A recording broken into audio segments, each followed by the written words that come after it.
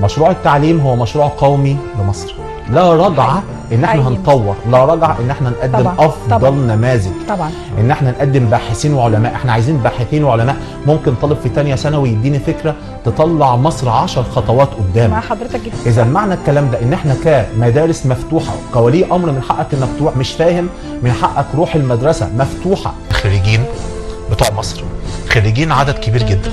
الخريجين دول سوق العمل الداخلي عندنا مش محتاجهم، سوق العمل الخارجي مش محتاجهم. طب هو مش محتاجهم ليه؟ لان هم غير مؤهلين، ولا سوق العمل طالب ناس تانية؟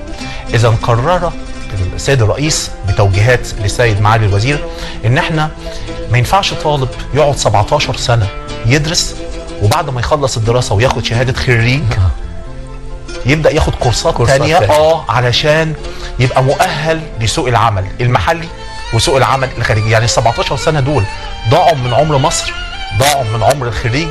لا، ده احنا عايزين الطالب ما يبقاش عنده 22 سنه ويبدا البحث والابتكار. احنا عايزين الطالب وهو في سنه رابعه ابتدائي يبقى مبتكر. يبقى مبتكر. نرجع الطالب للمدرسه.